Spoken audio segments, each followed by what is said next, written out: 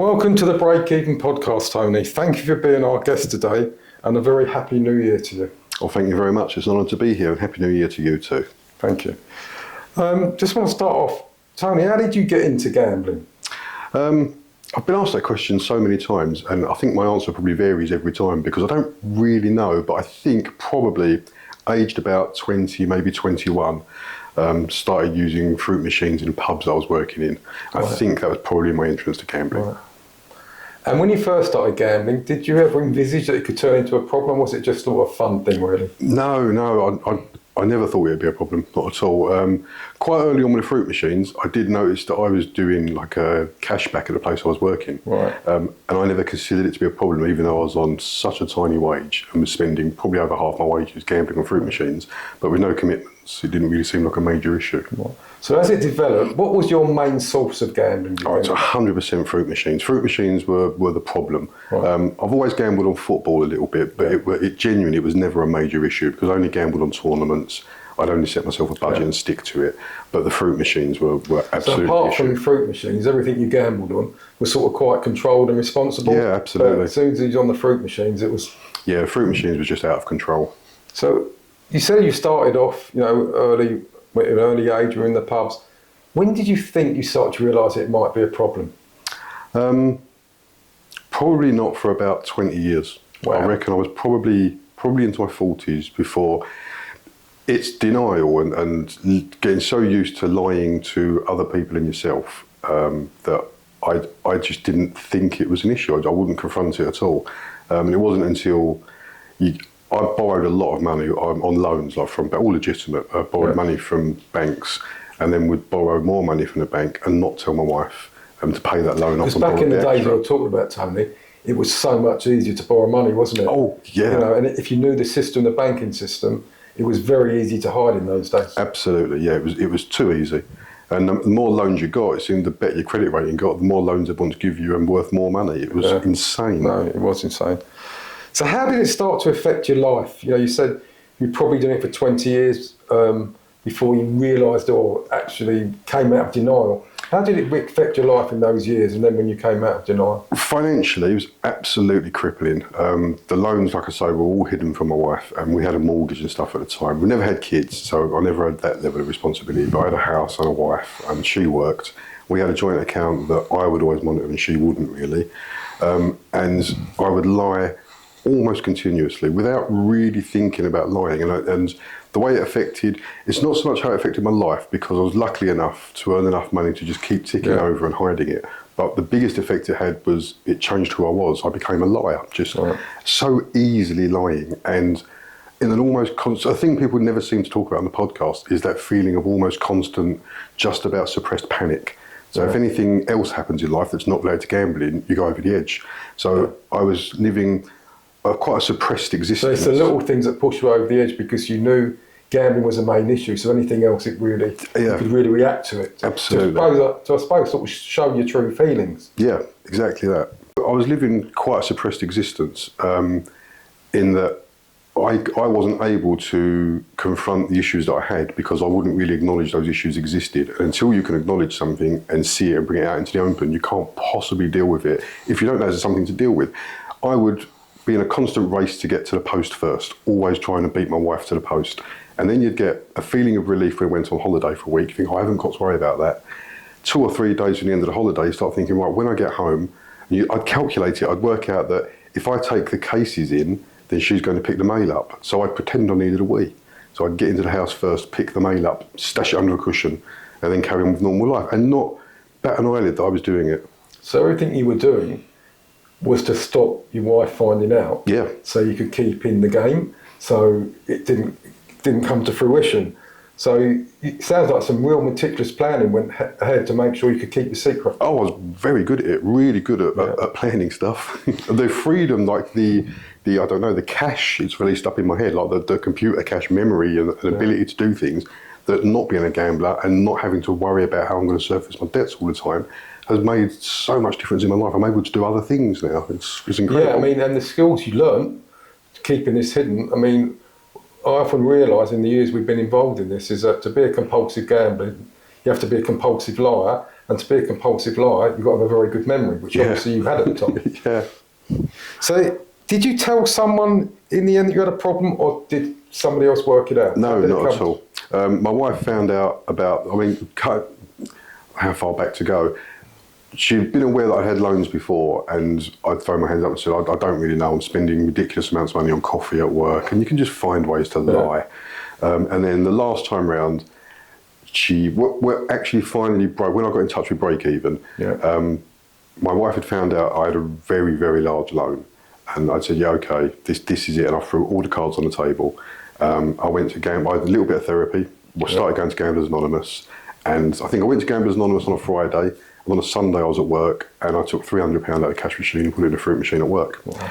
And the wife checked the joint account and said, what is this? And I won't swear, but she was not happy.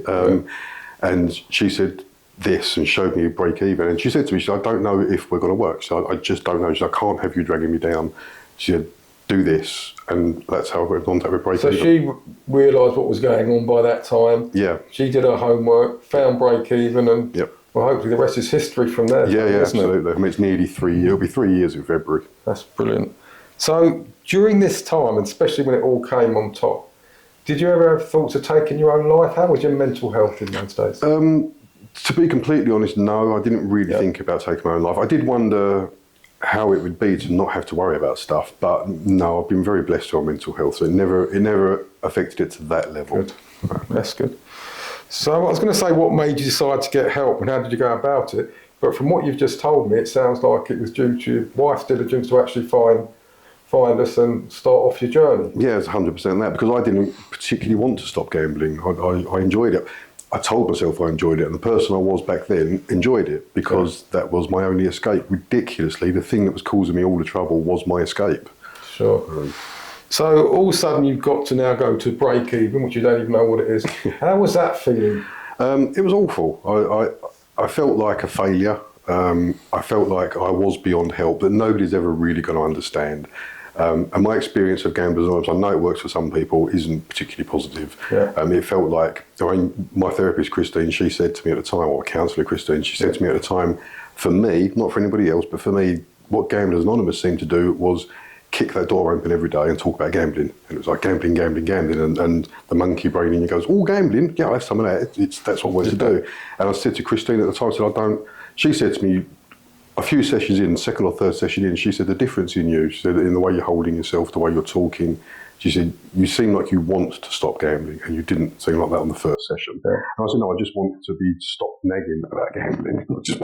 Although I did want to stop, but I didn't want to stop. Do you think you knew how to stop when you started your sessions at Break Even with Christine? Absolutely not. Absolutely not. And the big thing with me was Christine's scientific approach. I mean, she started, whether that's tailored to the individual after a session or two, but she drew some diagrams and was like, this is how the brain works, this is what your brain is doing to you, and I'm all about science. It's like, wow, so okay. So the actual modality of therapy she used you really hit some Absolutely, spots. Yeah. It's life-changing. It hasn't just helped with the gambling, it's helped with everything in my life. That's lovely to hear. Tony, is there anything we could have done differently to help you in your recovery? Hand on heart, I don't think so, no. No, I've got nothing but positive things to say. That's great. I mean, how long do you say it's been since you placed your last bet? It'll be 3 years on February the 26th, I think. Wow, well done. So do you still have thoughts of gambling? And if you do, how do you overcome them? I don't have any compulsion to gamble. There's a fruit machine at work, which is outside our mess room. We have to walk past it on the way in and on the way out. And every time I see it, I used to feel sick looking at it. And now every time I see it, I just feel sorry for whoever I see on it. And it feels like the enemy. The only time I miss gambling is during football tournaments. And I do think, I'd love to have a little bet on that. And I still think to myself, I'll predict game scores. And I do still predict game scores in my head. And when they come in, I think, great. But what I'm super conscious of is every time they don't come in, I think, right, I didn't lose that money. I didn't do that. So you're sort of doing a bit of mind gambling, but you're in control, and you're actually realising that even with your mind gambling, when you don't get it right, it's like, oh, thank God I didn't do it. Yeah, I haven't got that confirmation bias of only seeing the wins. That's gone. It also sounds like, Tony, that you're very aware that betting on anything that wasn't even a problem for you could still lead you back to this path. Absolutely, yeah. We do scratch cards and stuff for Christmas when we sit around for Christmas meal, and people know that I can't get involved in that. How do they know? Do you actually tell them? I've told them. I've been incredibly open about my gambling problems. I've shared on Facebook. I'm an open book about it because if it can help one other person. We were on holiday for my 50th last year. The summer before last. There was 27 of us in a massive house in the south of France. It was a beautiful holiday, and various things were organised. The wife organised like a karaoke night. One of the people there runs bingo nights for a golf club, and they set up a bingo night. And I went to it, but I didn't even do the dabbers thing. I just said, it's fine, I'll have a drink, and I don't want to be involved in that. And there was no pressure from anybody about it. And people appreciate that? Yeah, absolutely, because I was very honest. I was like, I've got an addiction to it. I've got a real problem with this. And there was no like, oh, you can have one little go. And there was no money. Well, there was money involved, but pennies. But it's just, I knew that was a very easy top of a slippery slope. Yeah, great. It sounds like you've really worked hard on your journey and your recovery journey. It sounds like you've really made your mind up that you're going to be in this. Yeah, well, thank you. Yeah, I agree. Yeah, I have. It's been hard work. It's not been. There's no single moment of it that's really hard apart from first walking through that door or making that the first phone call to, I don't know if that's to break even or to somebody else, but the first phone call you make where they do basically a welfare check, that was awful. I didn't like doing that, but it was so worth that first step. Thank God for that. What would you say to anyone struggling with gambling today, Tony? What do I know? I'm a train driver. I'm not a therapist. So I know you have a lot of people on here that are involved in break even and GamStop and whatever else. I'm none of that. I'm just an ex-client. But for me, if there's someone in your life you can share with them, but share completely. Don't hide anything. Add up all your debts, put it out on the table with somebody else. If you can't do that, then contact Break Even or GamStop and just talk to somebody. Because until you voice it and you can see it in black and white in front of you, you really can't understand the situation you're in.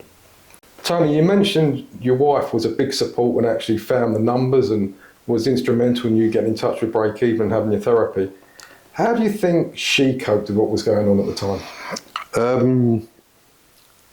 I mean, obviously, the only way to know that is to ask her directly. But there's a certain level of wanting to keep where I am now and the therapy side of stuff a little bit separate from her life. But how she dealt with it, she's an incredibly resilient person. She's got supportive siblings, and she speaks to them. And I said to her, talk to other people about it. I've got nothing to hide now. This is me. I'm open book.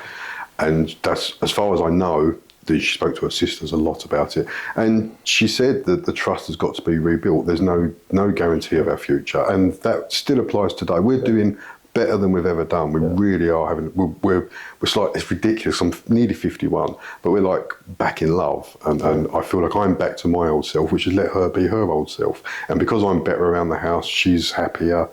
And it's like I say, I think, the fact that she's got somebody, I've got her to talk to, and she's got other people to talk to. It must be incredibly hard if the other person feels isolated. Sure, and that's so important to say, Tony, because making sure not only you as a person that had the problem and your wife who was supporting you, what we call the affected others, having a support network around you is so important, and it really sounds like you both had that throughout this journey. Yeah, very, very lucky. Tony, thank you for being ever so honest. We really hope your recovery continues, and I'm sure it will. And all it leads me to say is Happy New Year and a happy birthday later this month. Thank you very much. Thanks for having me. If you or someone you know is affected by gambling related harm, please call us on 01273 833 722 or visit our website www.breakeven.org.uk. Alternatively, please call the National Gambling Helpline on 0808 8020 133. Please ensure to like and subscribe to all our social media channels and keep this message out there. Thank you.